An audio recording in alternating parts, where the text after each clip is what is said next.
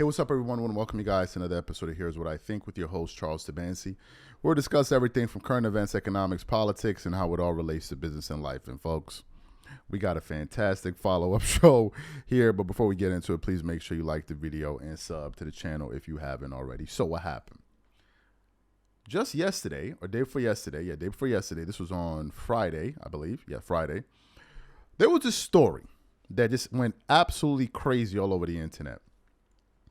And essentially what happened was Godfrey, who's very cool with Lord Jamar, they go all the way back to being interviewed on Vlad. And funny enough, they have a common thread between the two of them where essentially both of these guys decided to boycott Vlad and not go on the show anymore because of some comments he made about Minister Louis Farrakhan, right? So you had that.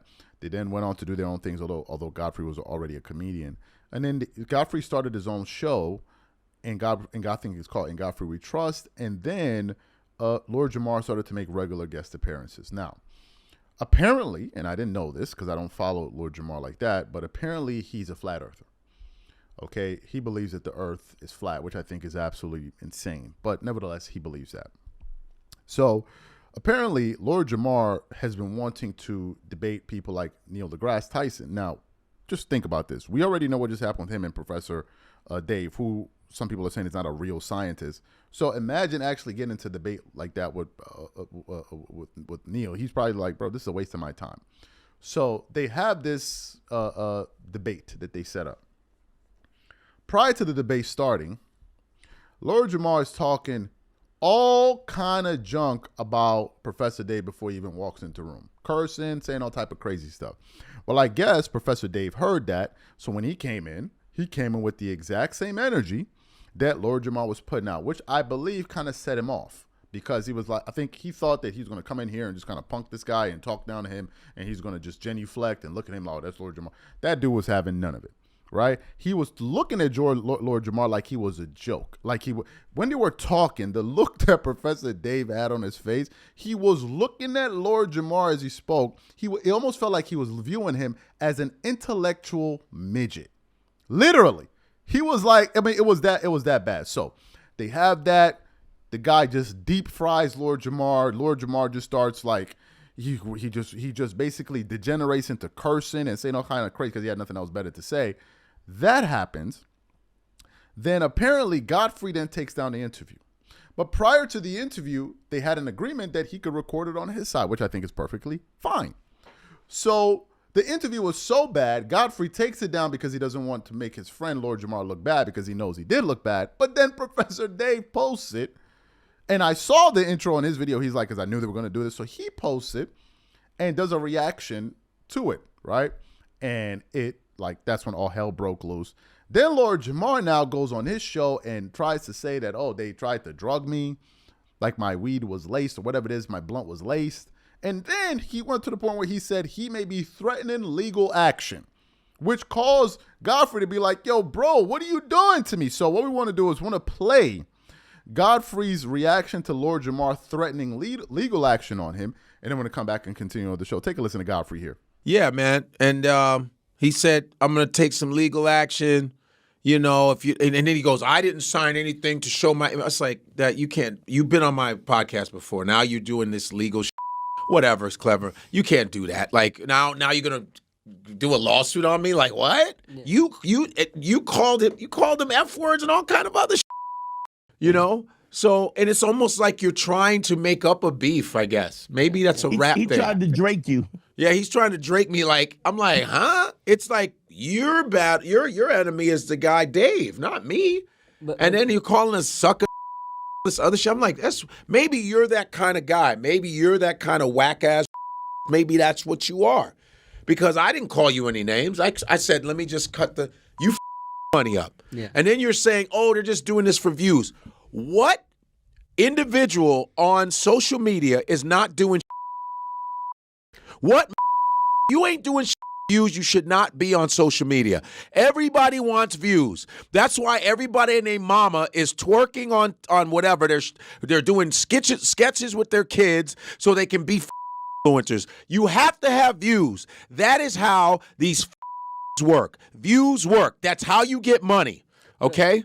That's how everybody's doing this views, and you I'm doing this for views. But he's implying you sold him out for views. I sold him out for views. That's what I did. You got literally. I sold him out. My views came because he's been on my show. So you heard that part. Fantastic. So what happened? Yesterday. No, what am I saying yesterday? Less than 24 hours ago, Professor Dave posts an interview on his channel where he says, discussion on Godfrey's podcast, Flat Earth and Random Science Smorgasbord. A smorgasbord.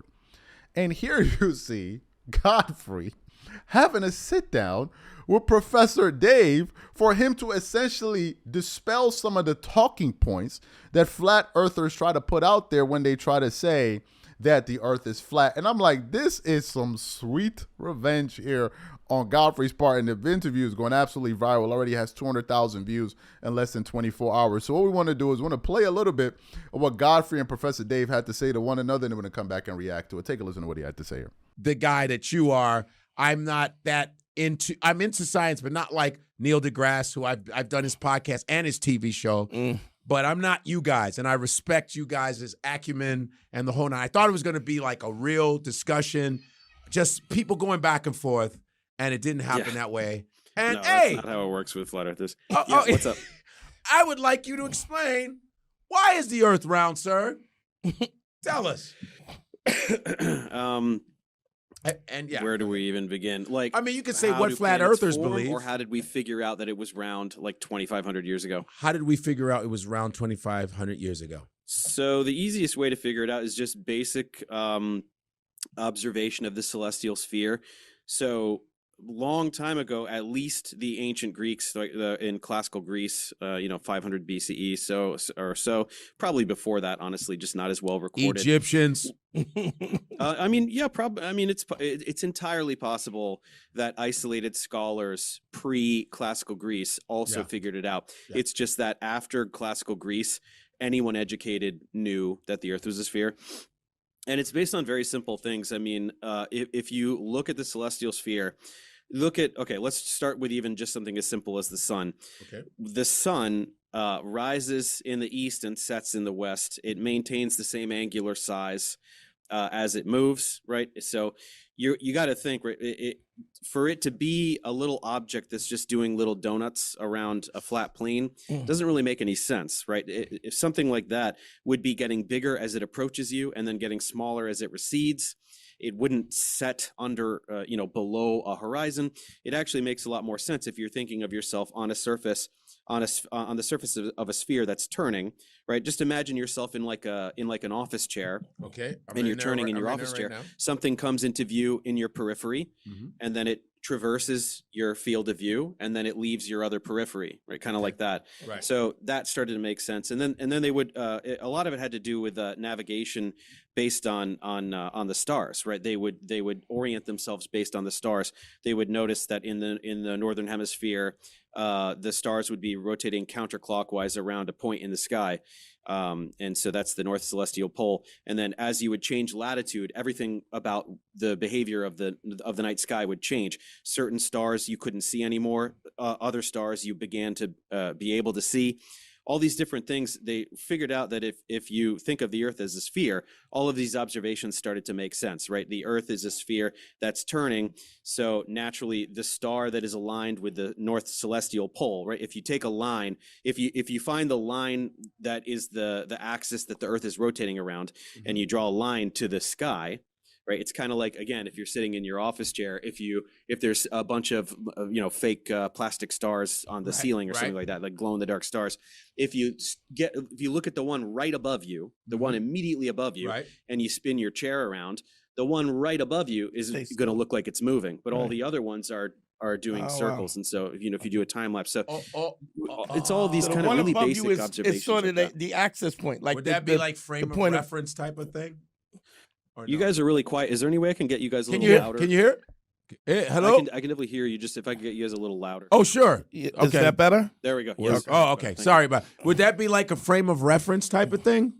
So a reference frame, I mean, you can refer to the Earth as a reference frame. Okay. Absolutely. Okay. Yeah. So you heard what Godfrey had to say, and when you heard this soundbite there, what are my thoughts on this? I think this is hilarious. I think what you see right now is Godfrey basically trolling Lord Jamar. Because Lord Jamar looks crazy in all of this. Apart from the crazy stuff that he was saying, apart from how bad he looked in the interview, his actions afterward look even crazier. Somebody said he's trying to Drake me. That's that's crazy. Right? Somebody said he's trying to Drake you, bro. It's crazy. Right? It's like you lost the argument. Now you want to threaten legal action. The fact that he's trying to say that makes Lord Jamar look even worse.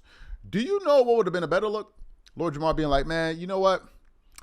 He could have played it off in a very casual, kind of playful way. It would have been like, you know what, man, you got me on this one, Professor Dave, but I want my rematch. I'm gonna get you back with this one. I gotta just come back and get. It would have ended so much better if he did something like that than go the route that he did. Because all of this, I believe, all of this drama surrounding this issue is because of Lord Jamar's ego. This is what all of this is about. It's not even about what was said or what Godfrey did. It's all about his ego being bruised. Lord Jamar thought he knew it all. And then what happened was he went up against an intellectual giant when it comes to this particular topic, and he got his clock cleaned utterly. And he wasn't expecting that. He was not. It got so bad that his own friend took the interview down. But because his ego was still so bruised, he then decided to take it to the next level and say, you know what? It was an unfair battleground. They put this in my whatever it is I was smoking. Or I didn't sign up to it. It's just a really, really, really, really bad look. And then what's happening now on that last show that we produced, we got about 400 comments. Everybody is saying that Lord Jamar looks like an absolute crackpot with some of the stuff that he's saying. Why? Because you are already picking a controversial position to stand behind. So for you to not be properly equipped to go out there and take a real stance for this ridiculous notion about the earth being flat, which to me is crazy. There's a lot of crazy. Really, the earth is flat? Really? The earth is flat. This is what we're doing. It just sounds like a bunch of conspiracy mumbo jumbo. That's all it sounds like to me. It's like, really, this is the hill that you want to stake your claim on? So for him to take that position, for as controversial as it is, for you to not even have the facts or be ready to argue this guy, at one point it seemed like Lord Jamar would just grasp him. He was like, okay, this didn't work. Define this for me. Define that for me. At one point he said there are pictures or videos of people above the sun. Bro, what are you talking about? What do you even mean right now? What are we doing in the world these days? Pictures of people or videos of people above the sun? What are we talking about? It just seemed like he decided to reject that notion and looked around the internet for people that would agree with his position and then ran with their arguments. Right? And ran with their arguments. And this guy, Professor Dave, just made the entire thing look like a joke. And I think what ends up happening here is that the person that ends up looking the best is Godfrey. Because no one can fault Godfrey in this situation. Why?